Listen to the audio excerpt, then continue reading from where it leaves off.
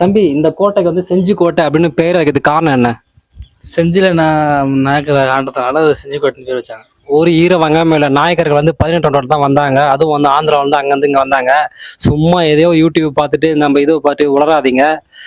என்னன்னா இங்கே இருக்கிற அம்மன் இருக்கு இல்லையா, இப்போ நம்ம வந்து நான் நார்மலாக வந்து எப்படி வழிபாடு படுவோம்னா கன்னி சாமின்னு சொல்லுவாங்க இல்லையா, சப்த கன்னிகள். அதுல வந்து ஒரு கன்னி சாமி பேர் தான் செஞ்சி. செஞ்சின்னு சொல்றோம் இல்லையா, அது ஒரு சாமியோட பேரு. அது நினைவா வைக்கப்பட்டதான் இங்க வந்து செஞ்சி அம்மன். இந்த கோட்டை கீழே ஒரு அம்மன் சாமி இருக்கு. இங்க ஆட்சி செய்யும் போது அந்த காலத்துல இந்த கிருஷ்ணகோன் ஆனந்தகோன் வந்து அவங்க என்ன பண்ணாங்கன்னா, இங்க இருக்கிற செஞ்சி அம்மனை வழிபட்டு தான் போருக்கே போவாங்க.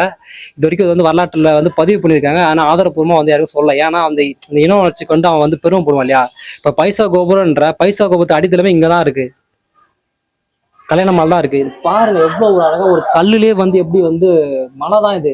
எப்படி திருச்சியில வந்து மலை கோயில் உச்சி பிள்ளையார் கோயில் வந்து பிள்ளையார் கோயில மாத்திட்டாங்களோ, அது ஒரு சமணர் வாழ்ந்த இடம் தான் உச்சி பிள்ளையார் கோயில், அது மாத்திட்டு. அதே போல இன்னைக்கு வந்து கோட்டை வந்து என்னன்னா பயங்கர இதுவா ஆர்டிஃபிஷியலா பண்ணி வச்சிருக்காங்க. பாருங்க மழை சூழல் அப்படி இருக்குன்னு. ஸோ நம்ம டாப்ல போவோம் வாங்க.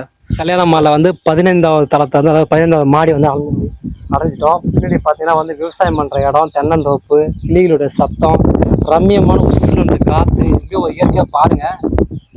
லியோ படம் பார்க்க போறியோ, அத்து என்ன படம் பார்க்க போறியோ, அதெல்லாம் படம் ஒரு என்ஜாய்மெண்ட் தான், தப்பு இல்லை பார்த்து. அதையும் தாண்டிங்க பாருங்க, இயற்கையை பாருங்க. எனக்கு பார்த்தா ஒரு எப்படி கட்டியிருக்காங்க இந்த இது, அவ்வளோ ஒரு பார்க்கறதுக்கு ஒரு இனிமையா இருக்கு.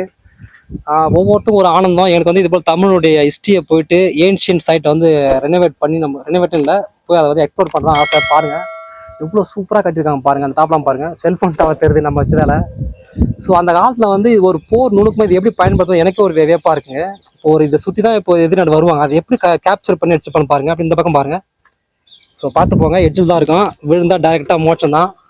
நம்ம கீழே பார்த்தீங்கன்னா தர்பார், கல்யாண தர்பார், அம்மி கிளம்புற வச்சிருப்பாங்க. நான் சின்ன வயசு வரும்போது வந்து அம்மி பூசுத்துனாங்க, ஆனால் அது இப்போதான் புரியுது, அது வந்து தர்பார். இது அந்த காலத்தில் வந்து ராஜாக்கள் ராணிகள் வந்து யாராச்சும் தப்பு செய்தா கீழே விசாரிக்க தான் கேட்ட உமன்ஸ் வந்து அங்கே பார்த்தா டூரிஸ்ட் பிளேஸ் வந்திருக்காங்க. இது நம்ம வழக்கமாக பார்த்து ராஜா கோட்டை. நான் ஒன்றும் போகல, அடுத்தது அங்கே தான் போகிறோம். தொடர்ந்து வியூ பண்ணுங்க.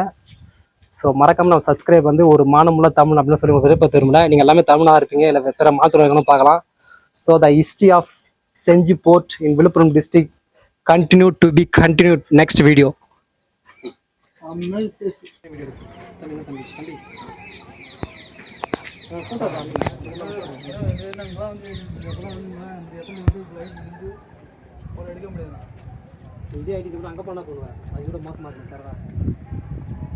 ஐயா இது பாருங்க.